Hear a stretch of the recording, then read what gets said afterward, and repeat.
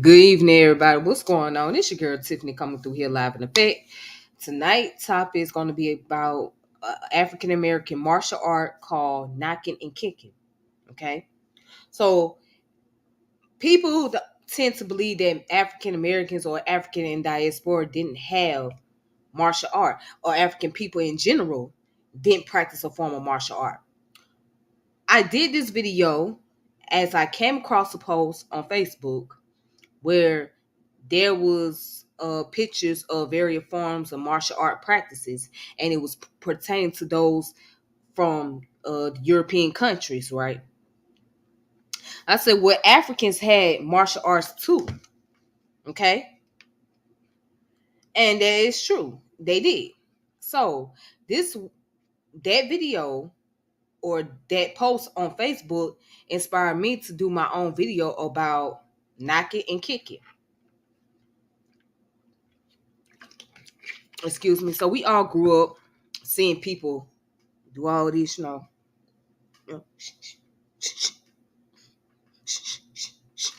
right. Just give you a little technique. Yeah, I got a little something. But that's what you seen growing up, right? Kids, especially little boys, they would be doing all this.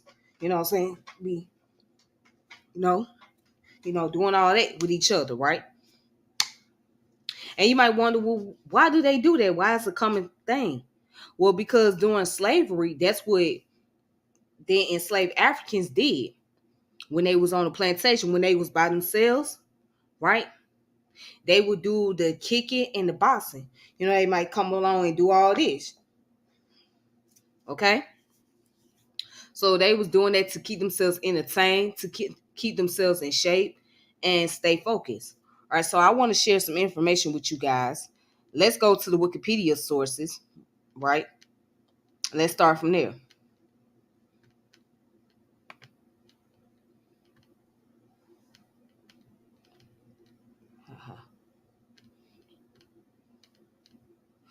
All right, so right here, according to Wikipedia or WikiOne, kicking, knocking and kicking, or Yuna Onse is a little known tradition African American dance like martial art, arguably practiced clandestinely in parts of the southern United States on the Sea Island. So music and aerobatic movements made knocking and kicking inseparable from dance. Knocking and kicking was performed secretly within a black community. These performances were set to beat of drums, clapping, or accompaniment of reed pipes known as quills. Some authors find that this art originated from the Ngolo and congregates with capoeira and demaye. So knocking refers to a specific charge ahead, but mimicking African cattle result into a distinct knock sound upon impact. All right. Knocking was connected to kicking in name, but often remain distant. Masters of the kicking art also practice the more widespread headbutting duels, but in the drum circles, kicks and aerobics were the primary techniques. All right, so Desh Obey argues that knocking and kicking is a composite art,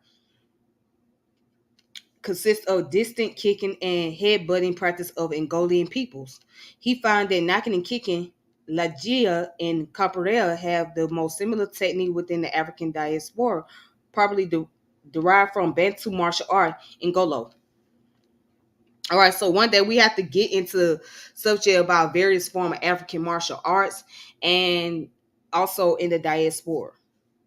All right, so now here says the history. The world didn't know about it, but they brought knocking and kicking from Africa and disguised it in context of religion to cover it up, to keep the white man from getting at it, and that was their weapon to fight with. Herman Carter, historian. So it goes on to say, during slavery, knocking and kicking was nobly practiced in the states of South Carolina and Virginia. Holloway and Wood found that Angolians were a predominant portion of the slaves in South Carolina.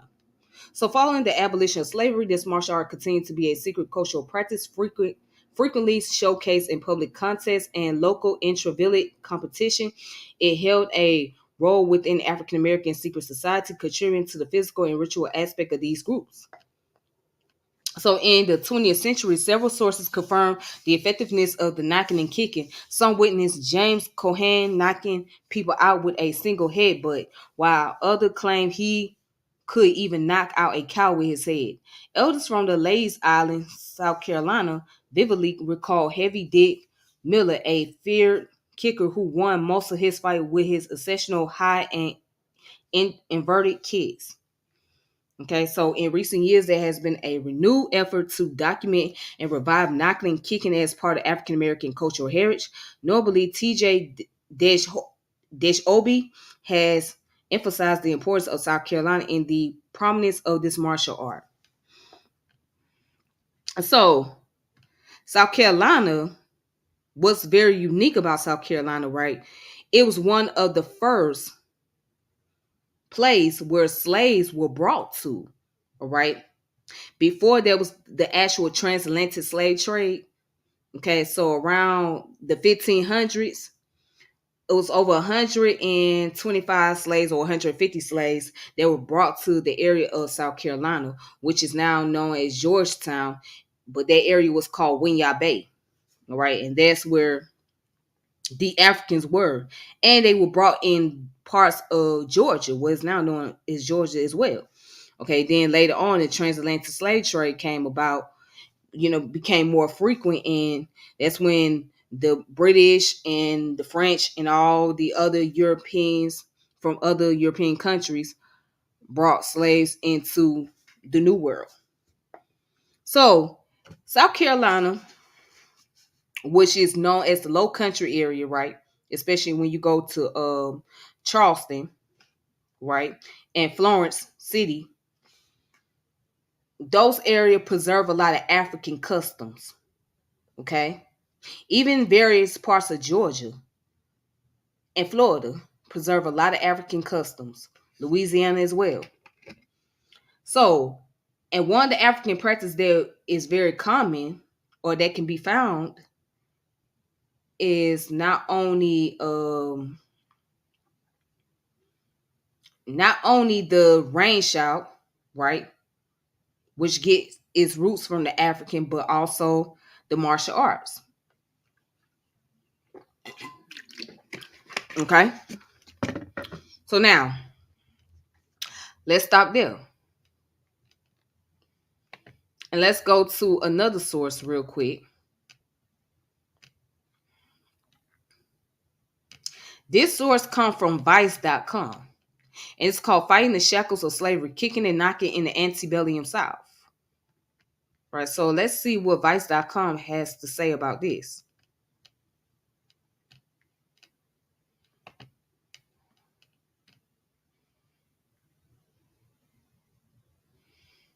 All right, so African slaves in the American South continued their martial arts tradition by fighting as sports, ritual, and self-defense. Now it goes on to say the horrors of slavery in America cannot be understated, nor can the irreparable damage to a culture can be something that is ignored or brushed aside. The men, women, and children who were sold against their will and taken across the vast ocean to a new world only to be starved, worked to the bone, assaulted, and killed. There is no space to excuse slavery or to talk about plantation where slaves were treated well, because without the rights of autonomy, a person cannot be free. Certainly, there were other groups in the young United States who lived in abject poverty and whose existence was terrible. But it is inappropriate to attempt an equivalence between the life of a poor white man and the reality of an African slave who was roundly dehumanized and demoralized from the benefit of white upper and middle class society. And that's very fast. That all of this is 100% facts and has really touched on the surface. So I really like this statement altogether. But the atrocities the atrocity perpetrated upon the enslaved African community are so vast and varied that one article cannot suffice to explore them adequately. This article instead focusing on how the Middle Passage did not completely destroy the culture, the history, the practices, and the customs, the tradition of the African men, women, and children who were enslaved. History books frequently reduce the lives of slaves to hollow experience, focusing on dates and wars and ignore the everyday life of the men and women and children who lived as slaves in the United States. All right. So let's go down. Okay. Let's go down. Let's go right over here. It says in South Carolina, there was an influx of slaves imported from Central Africa who brought with them their own martial art tradition. Out of this amalgamous collective of various communities and tribes, the art of kicking and knocking was born, a fighting sport that consists of kicks, strikes, and headbutting. Dash Obi argues that the style of fighting most often employed and practiced by African slaves, wrestling, and the art of kicking and knocking had greater utility for that population than traditional English boxing.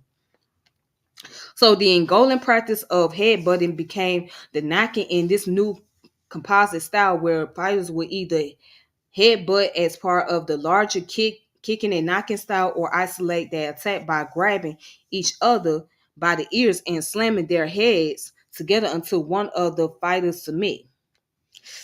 The knock of kicking and knocking is purportedly from the sound that fighters' head make when they crash into each other. Kicking, meanwhile, grew in part from the Ngolo tradition of foot sweeps and high inverted kicks. All right. So it goes on to say how it was practiced as a sport or ritual dance. Then it goes further down. Okay, then it goes further down to say that, but both techniques, along with wrestling, could be used in the it could be used in being hidden in ceremonial dance, in basic defense against rivals, slave hunters, or foremen. All right. Okay, so then it also go down to say that in 1938 interview with Federal Writers Slave Narrative Project, former slave Will Adams remembered one of his experience growing up on a Texas plantation. During Christmas, the plantation owner would host a large party where the slaves for once were able to have their fill of food and drink. Adams recalled that the master would instruct two of the slaves to wrestle each other, saying that our sports and dances was big sport for the white folk. Mr. Adams went on to explain that the slaves not only fought each other, they fought white men too. In in slavery time, in slavery time, white boys would come to play and wrestle with the niggas show would. But then it goes on to say African wrestling and enslaved population came from a variety of traditions, including the Nigerian Imba and Senegalese are a lamb, and often feature leg wrapping techniques which mark its distinction from the collar and elbow practice by the growing Irish immigrant population in the United States.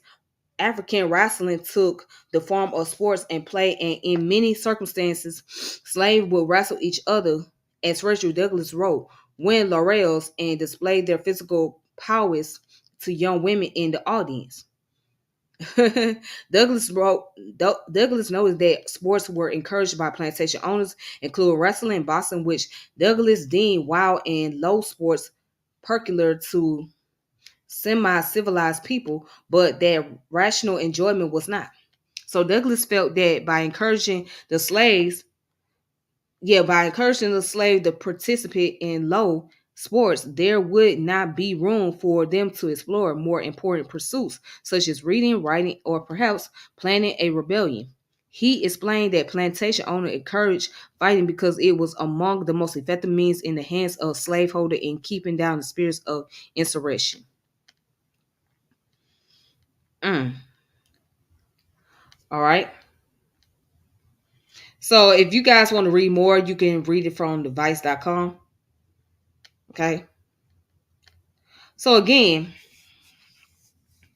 these people had techniques. Our people had creativity. All right. So they were pretty much known to be fighters and to be great hunters and work and skilled workers because of the physique. So these fights was very common amongst the men than it was with women. All right. So you didn't have too many women get out there and fight with each other as often. Now, in modern time, especially in sports, women get into a lot of boxing, wrestling, kickboxing, whatever you want to name. Okay. But a long time ago, these type of sports was not for women to get involved in. It was more male oriented for a particular reason because it helped to build the strength of men so they can be able to learn how to protect themselves, how to provide for themselves, and how to protect their family and go hunting and all these different things. Right. And there's other sports out there too. Anyways, one more article and I'm gonna close it out for tonight. So this article is how African martial arts in the United States influence Western boxing and wrestling. This is very interesting. Let's see what we can find down here.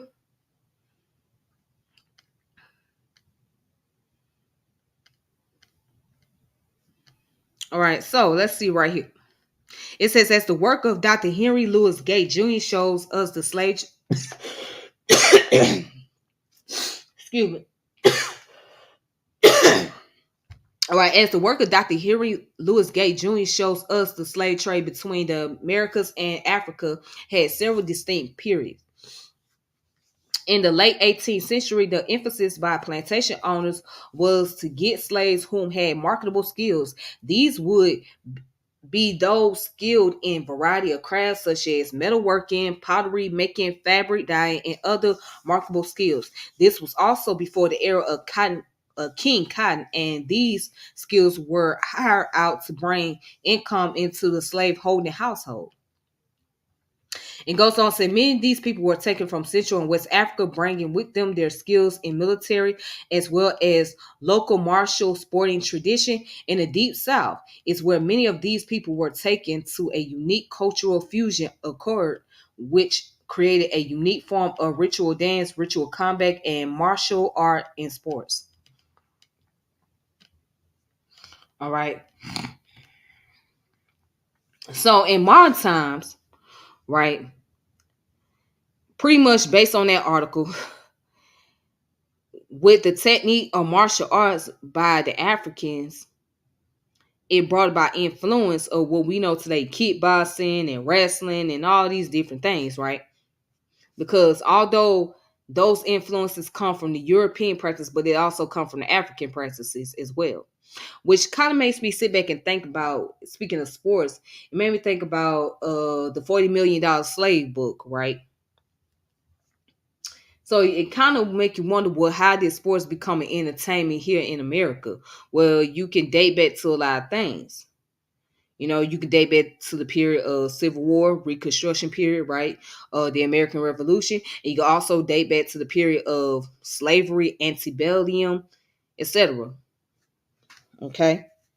So the slave masters, oh, it was very entertaining to have the slaves fight amongst each other because that was their way to be able to bet on who would beat the other party up and who they thought was the best fighter and what they can use that individual for when it come down to doing work on the field or in the household, whatever. So, but that's all I have for tonight.